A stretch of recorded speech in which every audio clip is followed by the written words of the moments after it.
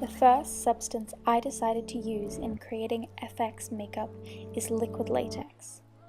Liquid latex is a common allergy that many people have, so prior to filming this video, I decided to do a patch test on my wrist to make sure I wasn't allergic, and I didn't have a reaction, so I went ahead with my project. The liquid latex I decided to use is made up of 1/3 latex, 2/3 water, and less than 1% ammonia.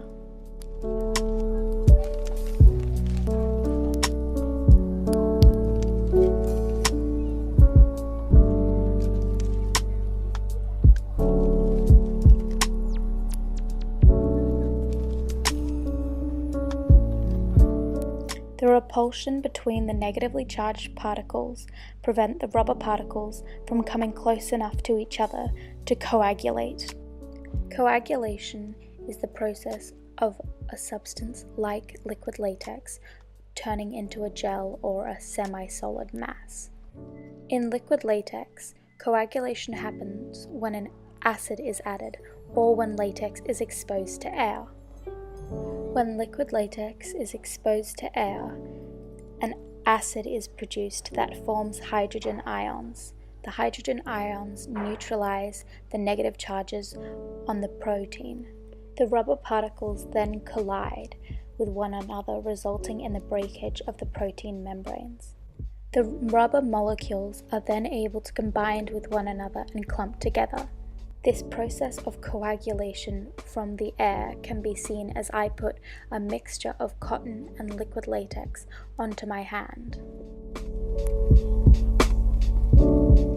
The liquid latex I decided to use is made up of 1/3 latex, 2/3 water, and less than 1% ammonia.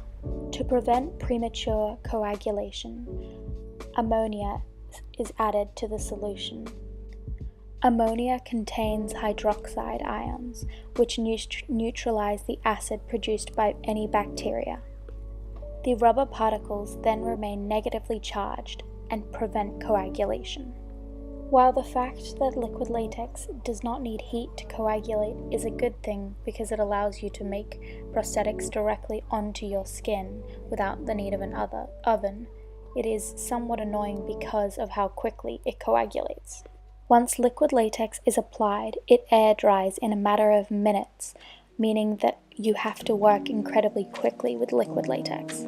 Another problem I personally faced when making this project was the fact that when liquid latex dries, it shrinks around 3%, which meant that it felt incredibly tight on my arm.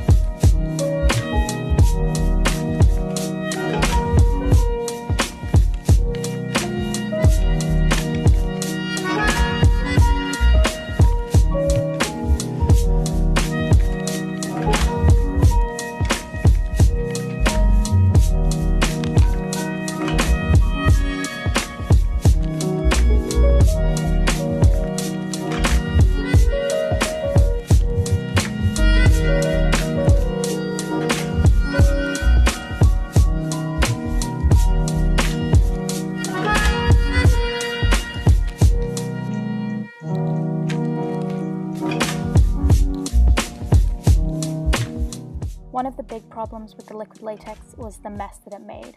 The latex and the latex mixed with cotton got everywhere.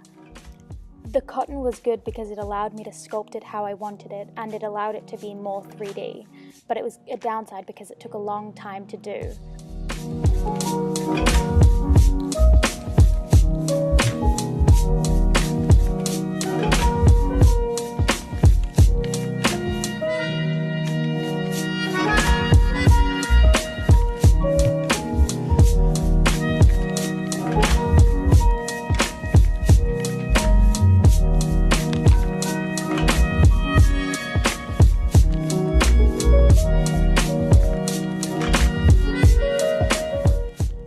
second product I decided to use is scarring liquid. In all of the documents I had read prior to actually putting scarring liquid onto my skin the first time, none of them mentioned scarring liquid as something that the common person is allergic to, unlike liquid latex, which is an incredibly common allergy. So I didn't see the need to patch test because nothing that I read said that people had reactions to it. I do regret not patch testing it first though, because when using it the first time I did have a reaction, and quite a bad one. It ended up being fine, and I think it was also just because I had used liquid latex in the same area a couple days before, but it was uncomfortable, as you'll see at the end.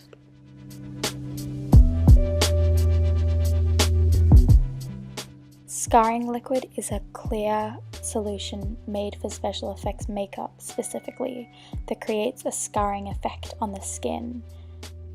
As scarring liquid dries, it tightens and causes skin to wrinkle and to look like what would be a fresh scar.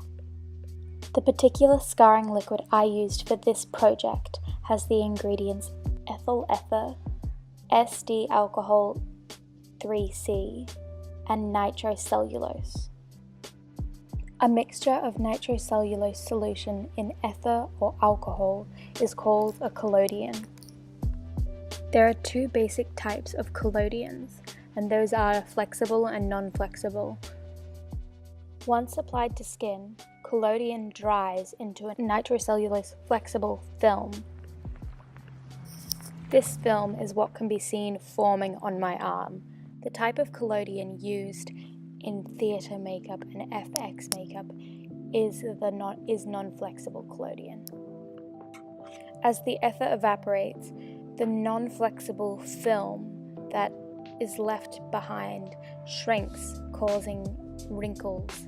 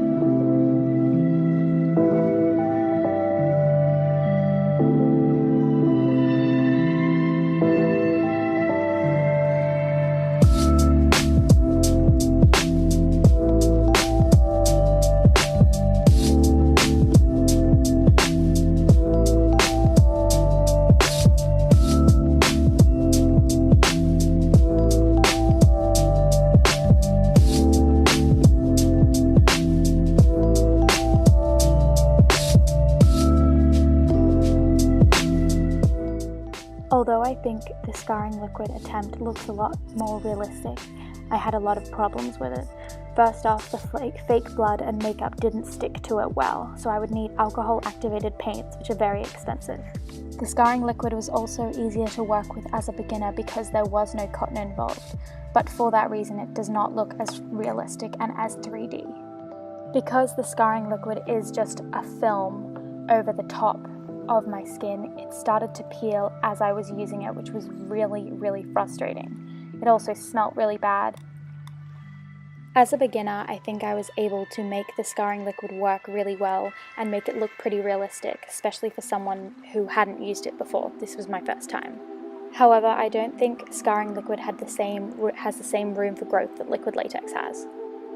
I think that given more time to work with liquid latex, I could definitely make it work and do some really cool things with liquid latex since I can reuse it.